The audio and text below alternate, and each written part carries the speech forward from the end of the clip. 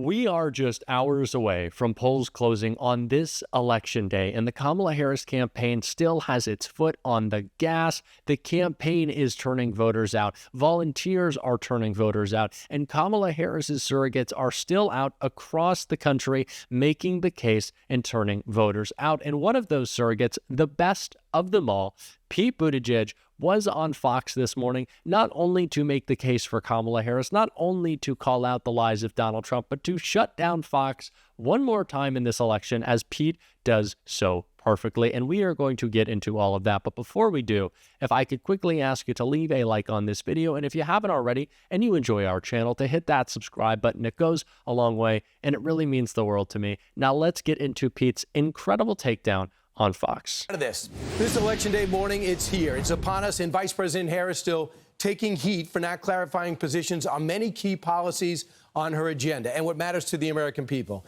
And could it cost her swing votes in places like Michigan, where former President Trump has received some key Muslim support, including two Muslim mayors from Dearborn and right outside Detroit? Joining us live from Michigan in his personal capacity, I'm not being disrespectful, I'm not calling you Mr. Secretary, he's a surrogate for the Harris-Walz campaign, Pete Buttigieg. Great to see you, Pete, Mr. Mayor. Your comment about the no comment candidate label put on by many, but including Axios.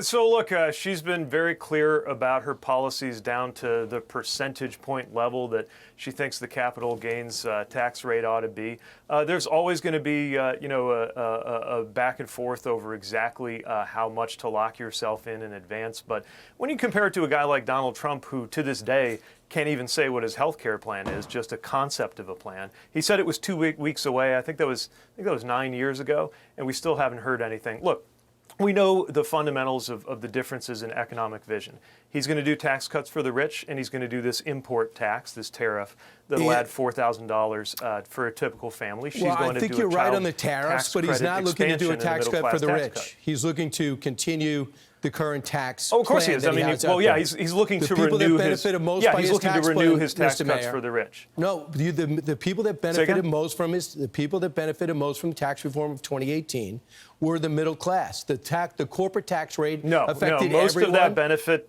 proportionally went to the wealthy. And let's be clear, of the economic promises that he made, right? He broke most of them. He broke his promise to do 6% economic growth.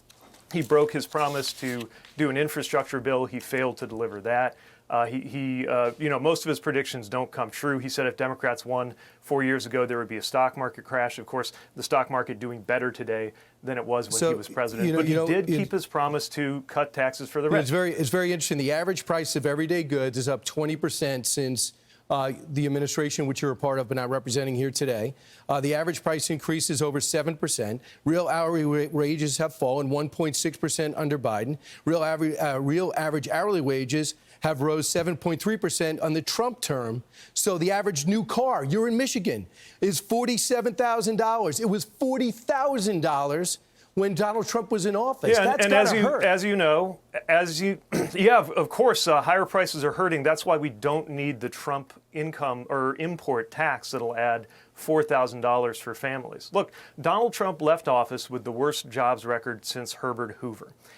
This administration has created the most jobs of any modern. Well, let's remember, though, before the pandemic, right? It was before the pandemic that there was a manufacturing recession under Trump. Right now, more factories are being built in America than any time since before I was born. The world experienced inflation. The manufacturing recession is in your head. The Trump manufacturing recession. It never happened. The Trump manufacturing. Oh, yeah. Okay, look it up on PolitiFact. Look up the fact check. And, let's do that. And then tell me, maybe you can bring it on screen right now. Because there was a Trump manufacturing recession. Mr. Mayor, Michigan matters a lot. Look it up. That's why you're there, right? How much did the EV I live here, but yeah. How much did the EV mandate hurt the Kamala Harris quest to be the next president? Well, first of all, the statement that there is an EV mandate is a lie. You can buy a gas car right now if you want one. You can buy an EV car if you want one, and we'll help make it cheaper, as long as you want. Now, our goal with the tax supports, and by the way, you admit, right, that you can buy a gas car if you want right now, which means by definition there's no mandate. But if he has a goal by 2035, California's gone. By 2035, New York's gone. And do you get but an incentive, you admit Mr. Mayor? that you don't have to. We're not making you buy this car or that car, right? Now the goal, and I got to be careful, right, because I can't get into the administration side. But what I'll say is, the goal has been to be about half and half by the end of the decade. If you had your druthers, if you every American, how about Mayor Pete? Especially every Michigander needs to. Mr. If you had your druthers, would there be combustion engines? If I had my druthers, every car would be made in America. Now, we know that EV technology is coming. Whether people are ready for it or not, it is coming. It's happening around the world. And Donald Trump allowed China to take the lead on EVs. I want those EVs made in America. When I think about Howard County, Indiana, allowing China, is where I started my first campaign. That you guys won't let them mine. You will not let them mine in Minnesota, where the governor wants to be vice president. Let's be super clear right now. Let's be very clear. Sorry, is this an interview or a debate? Can I at least finish the sentence? I just can't let you throw out fallacies. It's important. Can I at least, excuse me, name one statement that I just made that you would say is factually inaccurate? The statement you just made that Donald Trump let China take the lead? You have a guy, an American. You don't think China took the lead in EVs under Donald Trump? I would say that, number one, he didn't want a mandate to tilt the playing field. If somebody wants an EV, they should be able to get it, not get a rebate if they buy it. And if somebody wants an EV, they can get it. And if somebody wants a gas car, they can get it. But what we're doing is we're making sure more of those are built in the U.S. And here's what's happening right now. 30 seconds left. How do you convince 100,000 uncommitted? How do you convince 1,000 who voted uncommitted instead of Joe Biden to vote for you? 20 seconds. Donald Trump proposed a Muslim ban, so I think Muslim voters should think twice about voting for him. Tell that to the two mayors who endorsed him. With anti-Semites, and I think Jewish voters. Do you think he's anti-Semitic? But what I'm saying is, you think Donald Trump is anti-Semitic? He's definitely welcomed anti-Semites. He should go tell his daughter who's Jewish. Welcomed them to Mar-a-Lago and made excuses for them in Charlottesville. You really think he's anti-Semitic? Is he anti-Israel too? Well, let me tell you, a guy who invites Holocaust deniers to come to Mar-a-Lago with him, just like a guy who chooses 9/11 of all days to bring Is there anybody watching that think he's anti-Semitic? Is somebody we got to think twice about. All right, Mr. Mayor, thank you. As always, the work never stops with Pete, and the incredible performances on the Fox Propaganda Network never end as well, bringing the truth to a place that it is needed most this morning to continue the attempts to turn out soft Republicans, right-leaning independents. It's what the Kamala Harris has done so well at a historic rate in this election. But it wasn't just Pete Buttigieg, because of one of Kamala Harris's senior advisors also appeared on Fox this morning to make the case, and I want to check that out right here. Listen, we feel good about what we're seeing in Pennsylvania and across the battleground states. I think when you look at the early vote data, yes, there has been a mode shift because Republicans, they used to disparage early voting and claim it was fraud. They've now embraced it and have encouraged their voters to do so. So you're seeing a little bit of a mode shift. But we are also hitting our benchmarks in states like Pennsylvania and across the country, where lower propensity Democratic target voters have been voting throughout their early vote period. But we're not resting on our laurels, right? That's why over the weekend, we were knocking on over 3 million doors across the battleground states, 1.5 million doors in Pennsylvania alone, 90,000 plus volunteers across the battleground states. And that is to hit our target voters, the voters who we know are going to be voting for Vice President Harris, but it's also an opportunity, a final opportunity for us to reach these late-breaking undecided voters who have been moving towards Vice President Harris by a double-digit margins because they've seen the split screen in front of them down the stretch of this campaign, where you have Vice President Harris pledging to be a president for all Americans, regardless of your party affiliation, so that we can bring people together to solve our common problems.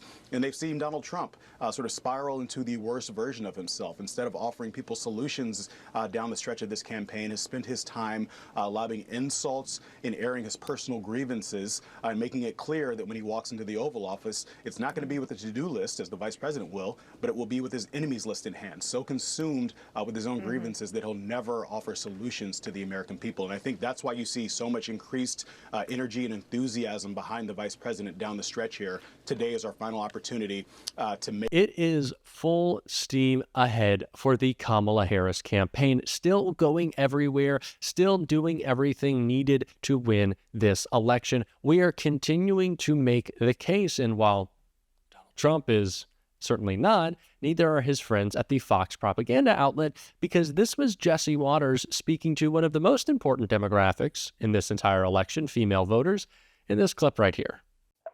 You know what? Shame on women for voting in Biden. Let's talk about that for a second, because women's voting records has been, shall we say, spotty. They voted a guy in office who was addicted to spending and kept leaving the gate open. It's almost like he became a woman once women gave him power. So I did this after the coronavirus. You know women with spending and forgetting to close the door. I demanded an apology from China after the coronavirus went wild. I am demanding an apology from women. Good for you. For putting Joe Biden in office. Because look what we have to clean up now. This is probably the worst president in 100 years. And I'm looking at you, Harold, while he's checking the score of the Lions game. And record inflation, record migration, record crime. Thanks a lot, ladies.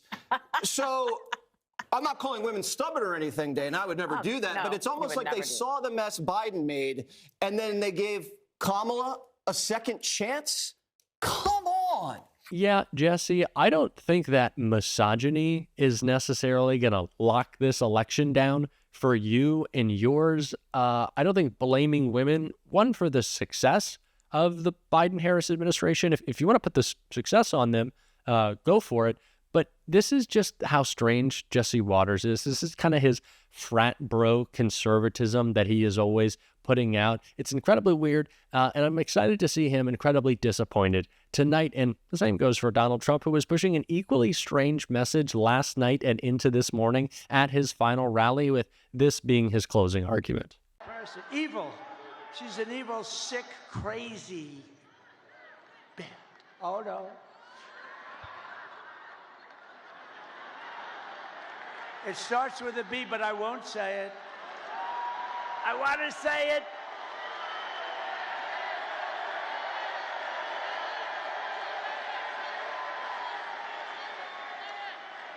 I want to say. In an election in which we've seen maybe the largest gender divide in history, Donald Trump's closing argument to women is to call Nancy Pelosi the B word. Genius. That has been a perfect summary of what his campaign is and who he is. I think it's just perfect demonstration of how they have been treating women, both on the campaign trail and, of course, during the Trump presidency, and is the exact reason why he will never be in the White House again. And we're going to be talking about that all day long on this show and, of course, going forward. And if you want to support that, as always, you can hit that subscribe button. You can leave a like on this video. And if you stuck around to the end, you can drop a blue heart in the comments. And until next time, I'll see you soon.